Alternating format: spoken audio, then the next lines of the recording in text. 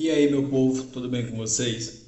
Seguinte, a nossa revisão de hoje, ela vai ser pautada em dois momentos, vamos dizer assim. Primeiro, um panorama geral do livro A Quarta Revolução Industrial, porque eu sei que muitos de vocês, infelizmente, não leram, tá? Então eu vou fazer esse panorama geral para vocês. E no segundo momento, eu faço algo mais voltado para a nossa avaliação propriamente dito, tá? Porque não adianta somente eu fazer a revisão se tu não sabe nem de que se trata de fato a própria revisão, tudo bem? Então a gente vai aqui para o computador, tá? Para a gente poder dar início. O livro ele é dividido em 3 capítulos, tá?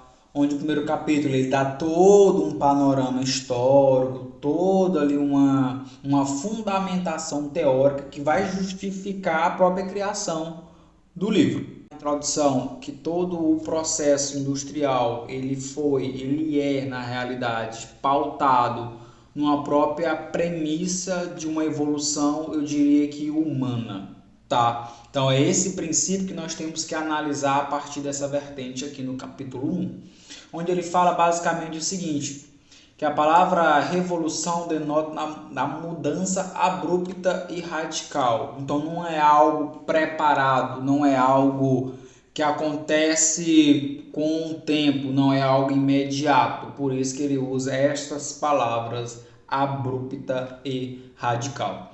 E a partir daí ele vai analisar durante todo esse 1.1, né, que é o contexto histórico, onde ele vai analisar toda uma mudança, principalmente onde ele afirma que essa mudança iniciou-se ali por volta de 10 mil anos atrás, né? E obviamente ele ressalta que essa mudança deu em conta, né, a partir do momento que o homem aprendeu a domesticar os animais, tá? Então esse é o primeiro ponto que o autor Claus ele traz para nós como ponto fundamental desse capítulo 1 desse maravilhoso livro, tá? E a partir daí, quando esse homem ele passa a pensar, a idealizar como ele deve criar os animais, pressupõe que a partir desse momento há uma evolução, há uma criação do meio urbano, há uma criação do surgimento das próprias cidades. É aqui que é neste momento que este homem, por sua vez, passa a se fixar, passa a olhar o seu entorno, passa a olhar o seu ambiente como um todo e entender que ali é local de estabelecer-se de maneira fixa. E é daí que a gente vai entender no decorrer do livro, quando ele fala de revolução agrícola, né? Que basicamente ele indica, né, que deu início até a segunda metade do século XVIII, né? Obviamente, a parte que mais me chama a atenção neste capítulo 1.1 é quando ele fala que a transição foi da força muscular para a energia mecânica. A gente nunca ouviu uma frase como essa em sala de aula, tá? Que foi uma transição da força muscular para a força mecânica da coisa. A gente só ouve falar que foi uma transição, de certa forma, de um modo de viver para outro modo de viver, onde por sua vez houve descobertas, principalmente do fogo e por aí vai, tá? Então, ele afirma que a primeira revolução industrial aconteceu por volta de 1760 a 1840, né, onde ele afirma que foi provocada pelas ferrovias, deixa eu passar um pouco mais devagar, pelas ferrovias, pela invenção da máquina a vapor, onde foi o mesmo contexto que nós vimos em sala de aula. Então é importante nós pontuarmos nesse detalhe muito importante, tá? E a partir daí ele vai entender que a segunda revolução industrial iniciou-se no século XIX e entrou até o século XX. Nós também vimos isso em sala de aula. E aqui ele destaca que isso só aconteceu graças ao advento da própria eletricidade da linha de montagem, tá? E a partir dessa linha de montagem a gente vai perceber aquilo que eu acabei de falar no início do livro, né? Que foi a transição da força muscular para a força mecânica. Então é essa transição, é essa linha de montagem que marca toda essa revolução industrial. Então, o capítulo 1 ele vai trazer todo esse aspecto histórico, né, onde basicamente ele vai citar alguns autores e ele destaca nesse capítulo 1 a ideia da Alemanha aqui, ó. Na Alemanha há discussões sobre a indústria 4.0, ou seja, a quarta revolução, né, industrial. Um termo cunhado em 2011 na feira de Hannover para descrever como isso irá revolucionar a organização das cadeias globais de valor ao permitir fábricas inteligentes. A quarta revolução industrial cria um modo onde os sistemas físicos e virtuais de fabricação cooperam de forma global e flexível. Tá? É fato que essa indústria vai chegar a um nível que não terá mais espaço, de certa forma, para colocar mão de obra de fato humana, a não ser que seja para tocar um único botão, para manusear um único controle e toda a máquina faz todo o processo. Hoje nós já vemos basicamente isso acontecer nesses países mais, de certa forma, bem mais industrializados do que o nosso queridíssimo Brasil. E a partir daí a gente vai analisar quando ele fala que a própria revolução, a segunda revolução industrial, né, ela ainda precisa ser plenamente vivida por 17% da população mundial, pois quase 1,3 bilhão de pessoas ainda não têm acesso à eletricidade.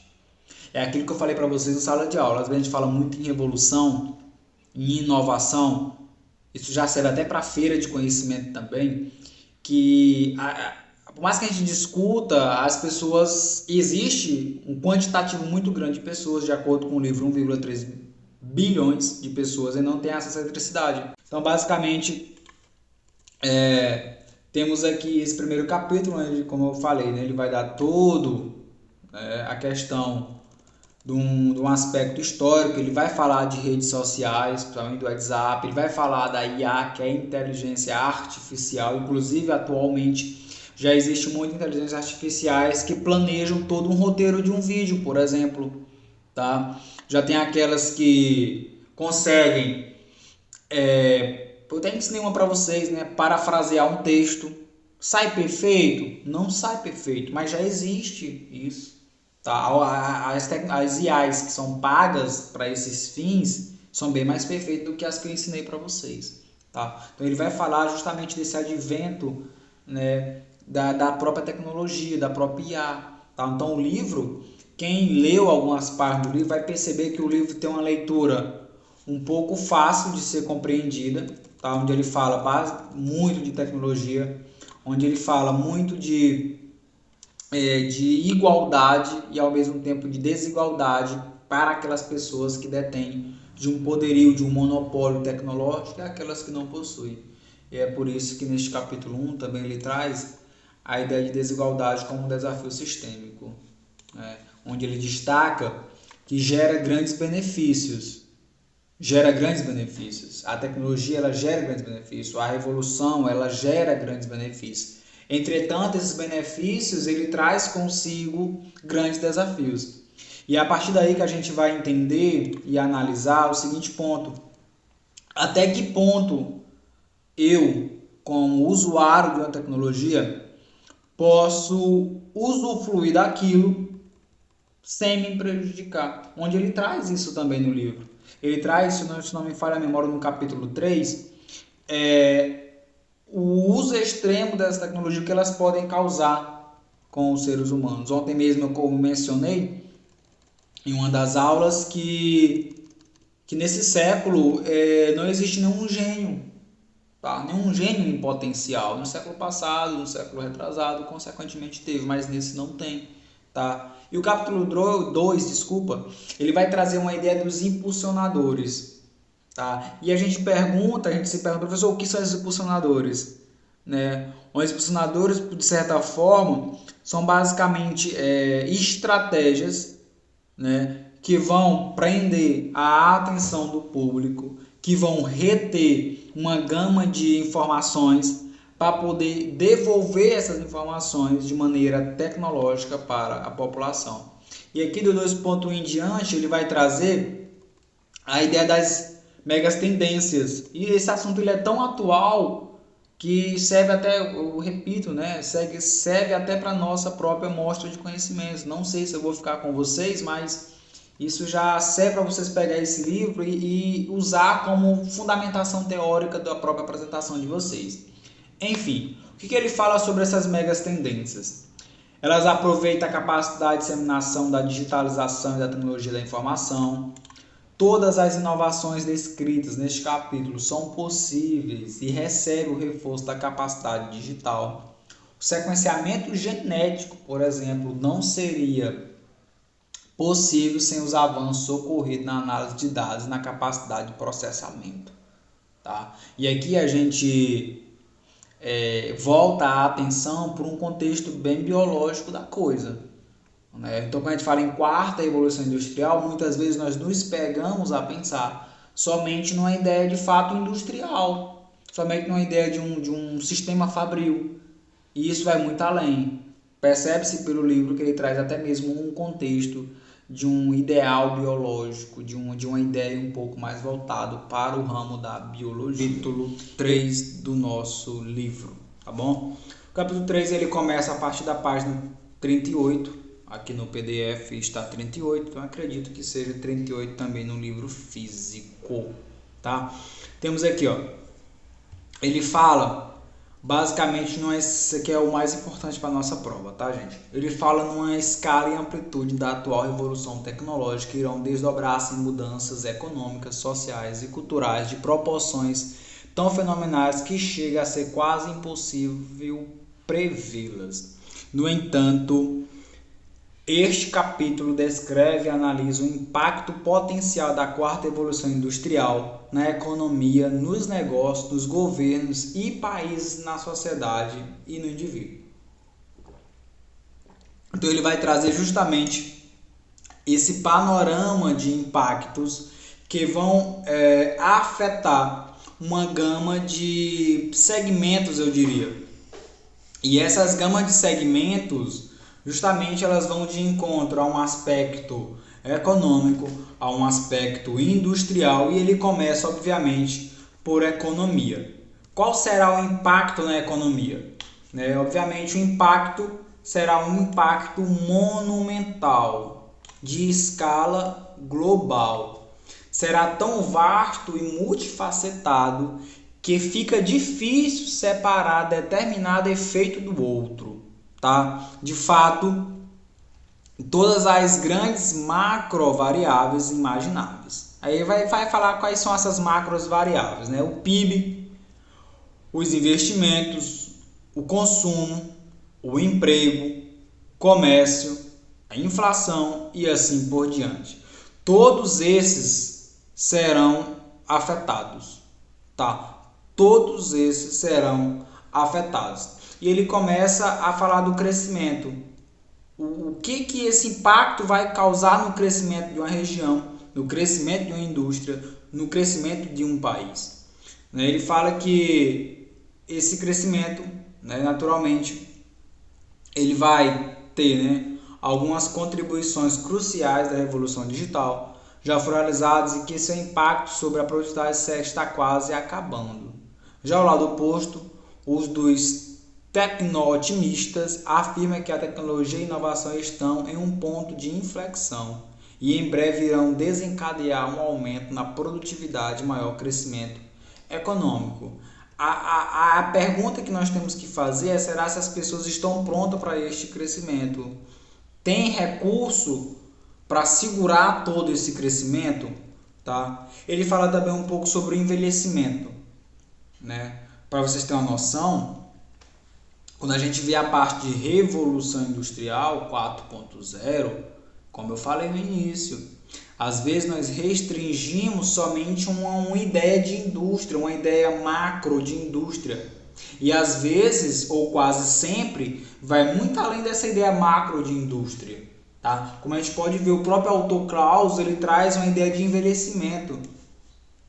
Como que a indústria ela afeta o envelhecimento das pessoas? Ele vai responder, Ele prevê, pode perceber, quando ele fez o livro, tinha 7,2 bilhões de pessoas, A gente já sabe que tem mais. Olha o que ele falou aqui, olha que legal. Irá aumentar para 8 bilhões até 2030. Irá aumentar para 8 bilhões até 2030 e 9 bilhões até 2050. Esse cara, ele é muito à frente do tempo dele, tá? Então, ele, obviamente, ele traz todo ali um contexto, ele explica o seguinte: o envelhecimento constitui um desafio econômico, porque a menos que a idade da aposentadoria seja drasticamente aumentada para que os membros mais da sociedade possam continuar a contribuir para a força de trabalho. E a gente sabe que não é bem assim que acontece atualmente. Então ele vai trazer todo esse contexto também de envelhecimento, assim como também de produtividade, tá? Ele fala justamente sobre a questão da produtividade, né? Algumas empresas tendem a aumentar a sua produtividade, outras tendem a cair a sua produtividade. E quem está por trás dessa produtividade? Geralmente, quando há uma análise que caiu, por exemplo, geralmente é porque aquela força braçal já não está mais usufruindo como devia, já não está mais sendo tão aceita como era antes. Por isso que, infelizmente, vai haver essa substituição, tá? Então, a partir daí, ele vai trazer também esse contexto de produtividade.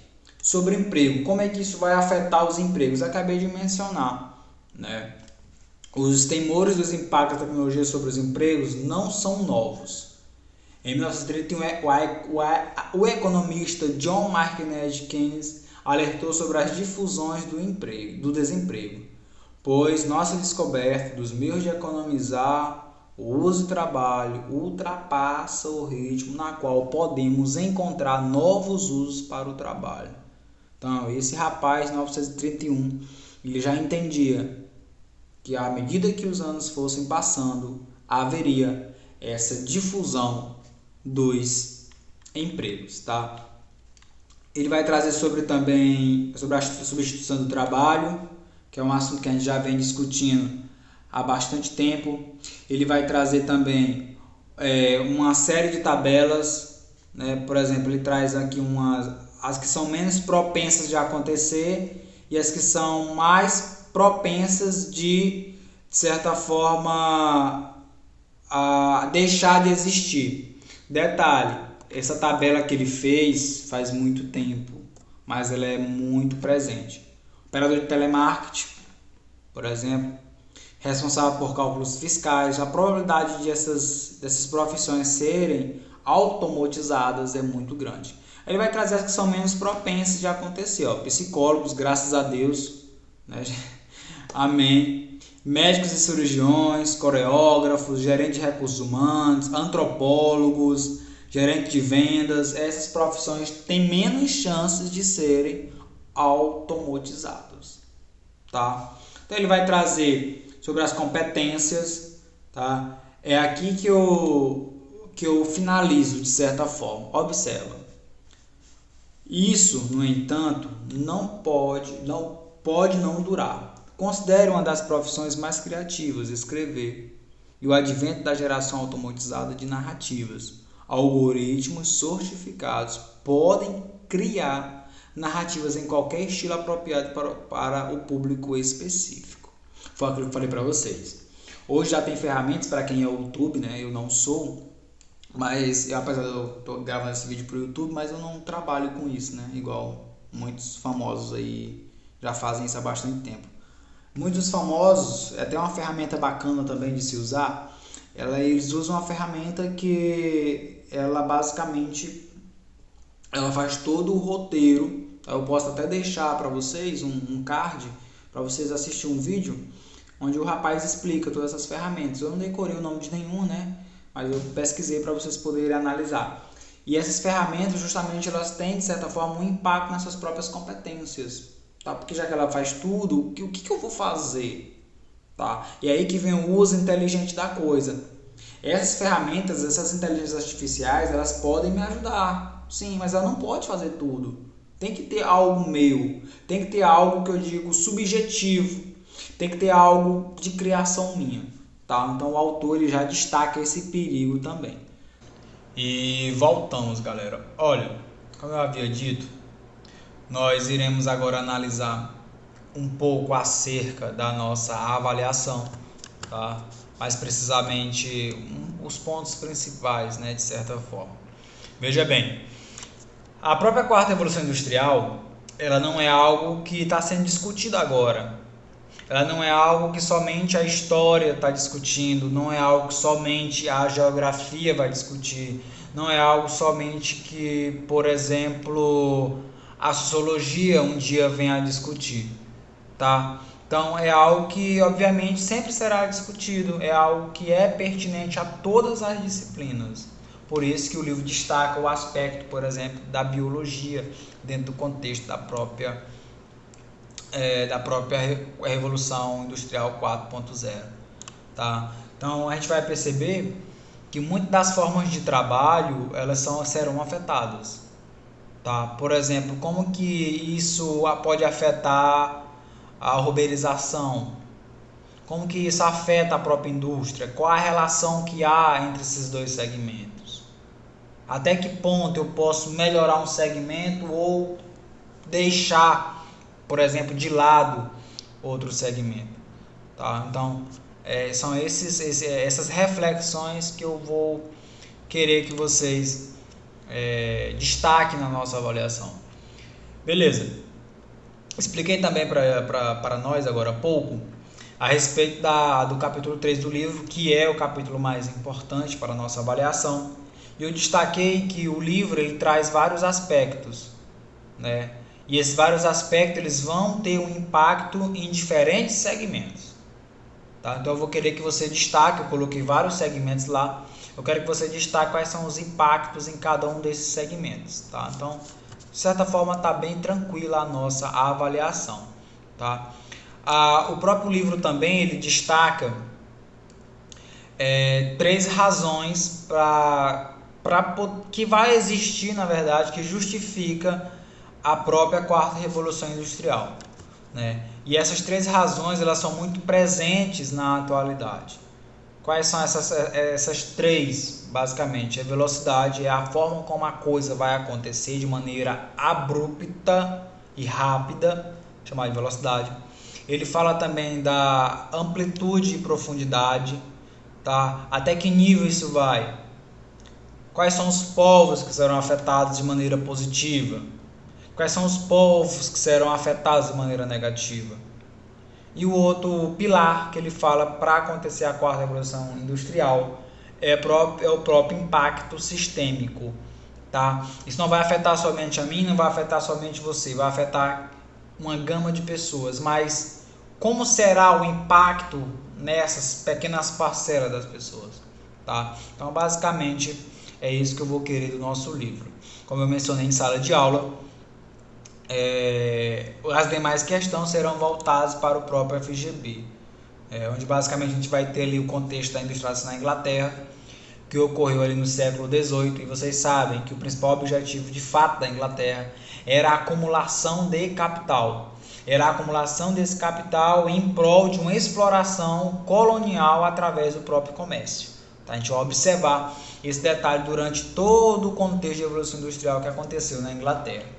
E aí a gente vê um ponto muito importante, que é os próprios sistemas fabris que surgiram na Inglaterra, né? E o que esse sistema fabril tinha de interessante? O que ele tinha de mais interessante era que eles tinham um objetivo de promover, obviamente, uma maior eficiência na própria produção, né? Obviamente, também queriam, né, dominar o cenário capitalista, né? E daí, por isso, né, que teve a questão das máquinas submeterem aos trabalhadores de certa forma um pouco mais autoritários, de disciplina, de determinação e hierarquia. É como se a máquina mandasse no homem, né? Onde vocês veem, a gente já viu, por exemplo, em alguns filmes, por exemplo, tempos modernos, há muito isso. É a máquina que está dominando o homem naquele momento.